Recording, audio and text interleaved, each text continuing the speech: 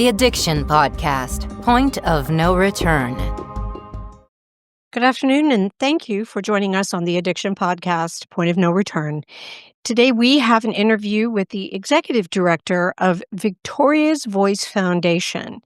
If you've been following us and listening to our episodes, you know that we interviewed Jackie Siegel, who formed Victoria's Voice Foundation along with her recently deceased husband, David Siegel, when they lost their daughter to addiction.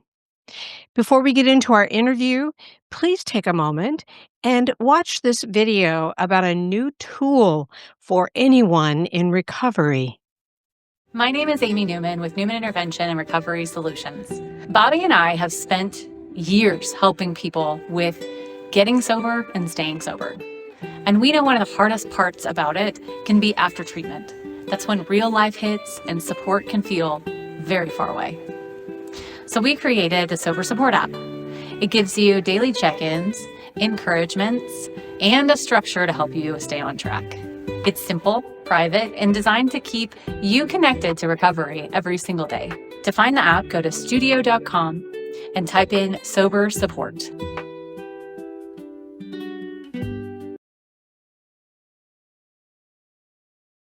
Leah Shepherd, Executive Director of Victoria's Voice Foundation, thank you for being on the podcast today. Well, thank you for having us. Absolutely. For people who maybe did not listen to our interview with Jackie Siegel or have no idea what Victoria's Voice Foundation is, can you please give us just the quick background on how it was formed and why? Yeah, I'm happy to. Victoria's Voice was formed, incorporated really in 2019, but formed in the aftermath of the death of Victoria Siegel, the daughter of David and Jackie Siegel, in June of 2016. She died that year of an accidental drug overdose, and at the time it was really the height of the opioid crisis and the opioid epidemic in our country. And David and Jackie, like many parents, were left wondering, how could that happen to us and how could that happen to our daughter and our family?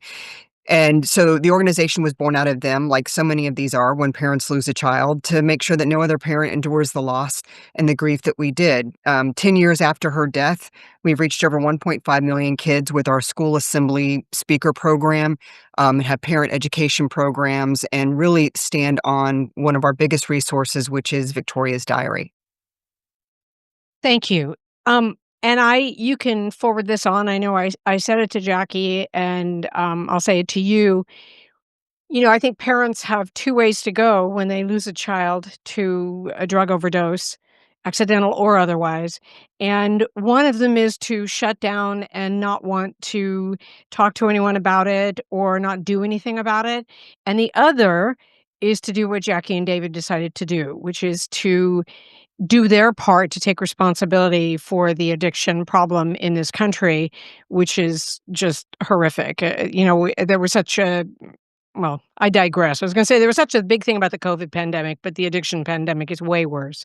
So you can tell them, and I tell you that I do applaud, this foundation and what they did.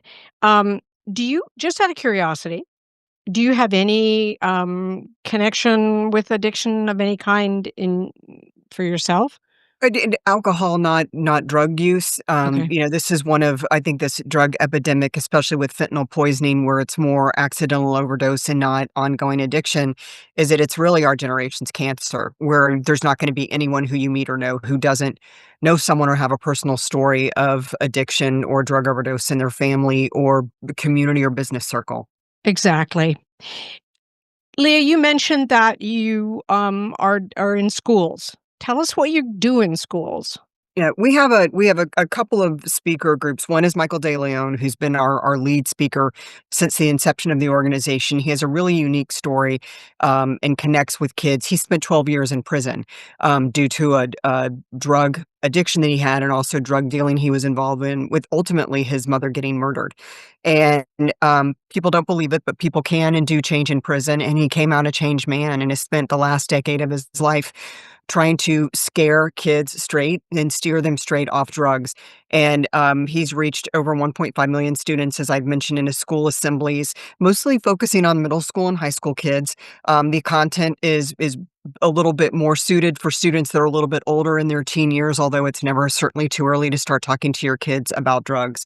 But the social media posts, the feedback, the letters, the texts, the emails that we get not only from the students, but from the principals, the teachers, the coaches, and the parents telling us the impact that he's had on really explaining to kids that it just takes one time, and you can end up dead or worse, addicted. It works. It really is making an impact with these students.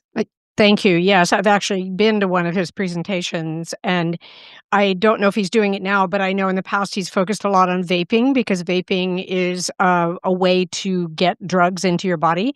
And kids have been known to vape and get marijuana that way. And I remember when he spoke that several kids in the audience came afterwards and gave him their vape machines. Yeah, he That collects happens. vapes from students. They don't know that because they're mainstream and because they're sold, in drugstores and in grocery stores, similar to cigarettes. At times, kids think they're safe, or their parents may even be vaping, in lieu of smoking. It's not a safer alternative to nicotine in any way, shape, or form. And the off brand vapes that these kids are buying are laced, and it's whether it's with fentanyl, whether it's with THC. They're not safe. There's no safe vape, and, it is the worst thing your children could be doing. Absolutely, and I think that's a really good point for anybody listening. A lot of people think that vaping is a safe alternative to smoking, and it's not because it's a much stronger and more potent delivery service, even if it's just tobacco and nicotine, which it often is not. It's not safe. It's not No, better than smoking. And of course, no. it's the tobacco companies that want you to think it is so that they can make money off of vapes. So Correct, correct. anyway, so what do you have ongoing now? What besides the schools, which is amazing, and we have had Michael on the podcast, but what other initiatives do you have going? We started just this past year a partnership with another group of parents called Fentanyl Fathers. And so, Michael kind of tells the story from the lens of someone who's been an addict and who ended up in prison and who's come out clean and come out a changed person. Fentanyl Fathers is a national coalition of bereaved parents, not just dads, who've all lost a child to drug overdose or poisoning. And again, just like David and Jackie are storming, the pavement to try to talk to every parent, kid, Rotary group, school, church, community center who will listen to them. And so they've really expanded our outreach and reached over 160,000 more kids this year in a footprint in about 12 states across the country. What we've done with them is created an organization called Angel Army, where it's a national group of bereaved parents, giving them a place to go where they can just kind of seek solace and meet other parents who have the same shared experience that they have. They can do that in addition to being trained to going out in schools and speaking to kids about drug overdose and the dangers of drugs. And then we also create an opportunity for them to potentially get involved in advocacy work or policy. And it doesn't necessarily mean legislation, but it's just letters to their local politicians, state, federal, kind of boots on the ground, keeping them informed. We had a group of parents this past year legalizing marijuana, and the companies selling it want to call it recreational marijuana. We call it commercial marijuana because that's what it is, Yep. and it's addiction for profit.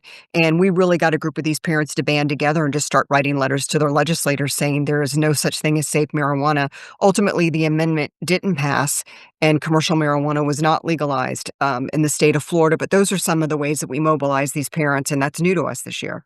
That's awesome. Would you say the name of those organizations It's again? called Angel Army, and it's angelarmy.com. Angel. And any parent or even sibling, grandparent, caretaker, it could be an aunt or uncle who was impacted by the death of their child, niece, grandparent. It's free to join. We don't charge membership fees. And it may be as simple as just joining the weekly Monday Zoom and listening to other parents, again, who had that same shared experience that you have and knowing you're not alone. That's awesome, and that is what it's gonna take, frankly, is to get more and more people up in arms, going to their legislators, and, yeah, as I told you before we got on, I'm in Florida too, and I know people who are out there with signs every time that law comes up, like, "Oh, let's legalize recreational marijuana," and they are all over it, and we'll probably have to do the same thing in the upcoming election because 'cause it'll be on the ballot again. Well, it's been normalized, and it's Yeah. been normalized by a lot of parents from my generation who grew up in the '80s, and the pot that our generation smoked in high school is not the same thing that these children have access to, it's so much stronger, and there is no safe anything. There's just not anything safe. You are listening to the Addiction Podcast, Point of No Return. For more information on the podcast or to reach out if you have a story you would like to share with us, go to our Facebook page by the same name, or you can email us at theaddictionpodcast@yahoo.com, or go to our website, theaddictionpodcast.com. And please remember to subscribe to our podcast wherever you listen to podcasts and give us a 5-star review. We appreciate you listening to the Addiction Podcast, Point of No Return. We don't do this podcast because we are former addicts. We don't do this podcast because we have loved ones who have suffered from addiction. We do this podcast because we feel that addiction is one of the biggest problems facing the world today, and that no matter who you are, no matter your religion, no matter your income status, no matter your race, no matter anything about you, addiction affects you. Many listeners tell us they want to join the fight, but do not have the time or money to act, lobby, or just help. If that's you, go to www.patreon.com/theaddictionpodcast and see how you can help. Don't do it. Don't start. It's just true, and I make this horrible analogy often on the podcast. If you want to try drugs or do drugs or smoke marijuana, you could just get a gun and do Russian roulette. It's that scary, really, to do it. With the infusion of fentanyl in the drug supply in this country, it is a complete Absolutely. Before in case I forget, Leah, if there is anyone from either the Fathers Against Fentanyl, is that what it is? It's called Fentanyl Fathers. Yeah, Fentanyl it's Fathers? fentanylfathers.org. Yeah. Okay. Or Angel Army that would like to come on the podcast and talk to us, we would like to do that, because that's the whole purpose of what we do, is to get the word out there, and have people come on and give their stories and give them a platform to do that. So if someone from those organizations wants to come on the podcast Absolutely. and talk, we would love that. Okay. Okay. But you have a big event coming up. What's that big event? We do. We have a gala every year, similar to other groups in our space. Our Victoria's Voice Gala coming up on Sunday, December 14th in Miami, Florida. And every year we honor someone with what we call the David Siegel Legacy Award. And it's a person who has a shared experience as it relates to losing a loved one or a family member, but also who has taken that grief and turned it into action, similar to what David and Jackie have done. So in the past, we've awarded Priscilla Presley. Just this past year, Tim Tebow, who's used his celebrity status to really engage kids in mental health education and awareness, and human trafficking, which the intersection between drug addiction and human trafficking is completely inexplicable, or interchangeable. I mean, You can't. Yeah, there is no difference, really. It is. It It just is go there. hand in hand. And this year we're excited to honor Ray Lewis. For those of you who don't know who he is, he's an NFL Hall of Famer, and in the state of Florida was a University of Miami Hurricane standout, won 2 Super Bowls with the Baltimore Ravens. And sadly 2 years ago lost his son to a drug overdose, and learned in the aftermath of his son's death that he had CTE, which is a head injury that is common among football players, high impact football players, and that was what his son had. And so his Ray of Hope Foundation focuses a lot on mental health, because there's never enough funding or never enough focus on that. And he's really taken, again, similar to Dave and Jackie, the worst experience that any parent or any human can have in losing a child and trying to turn it into something positive. Wow.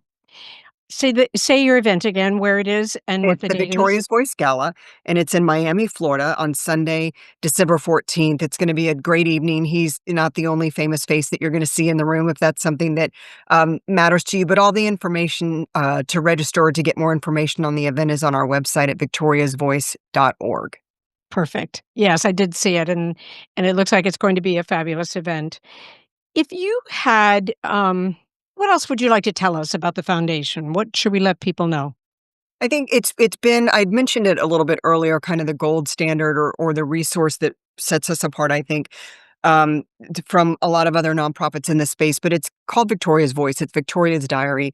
In the immediate aftermath of her death, one of Victoria's friends reached out to David and Jackie and said that Victoria had texted her and said if anything ever happened to her, that she would want her diary published.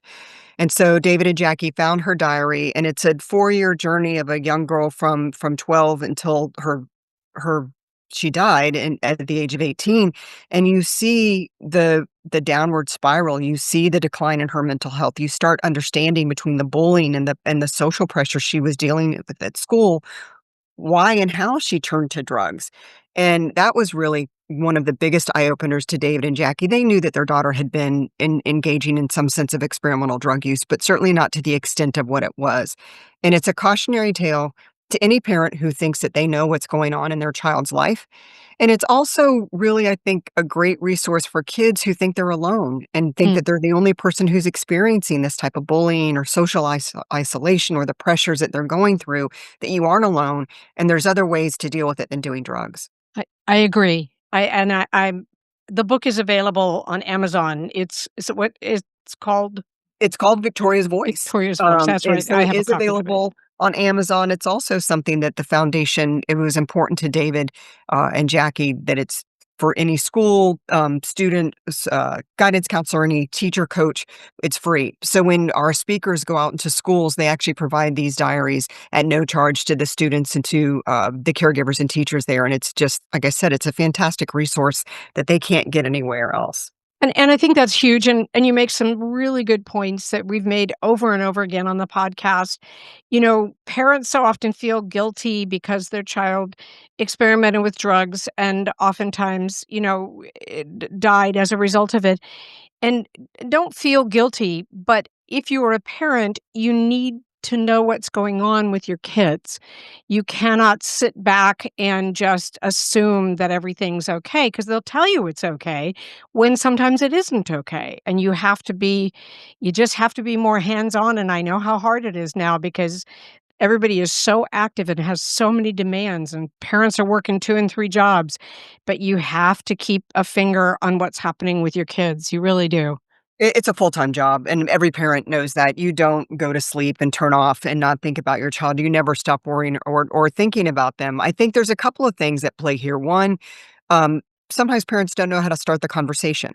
Kids can be very defensive. The last thing you want, you finally get your kid to talk to you about something, anything, the football game, something they saw on Netflix, and the last thing you want them to do is shut down on you if you start asking questions. But it's your job and it's your responsibility. Parents will ask us, well, what are the signs? Because David and Jackie say they miss the signs. There's some really easy things that parent can notice is when behavior changes, weight loss, weight gain, new friends. Are they hanging out with kids that they didn't used to hang out with? Have they lost friends? Are they not hanging out with some of the same kids that they used to? Have they quit a sports team? Are they not involved in activities at school anymore?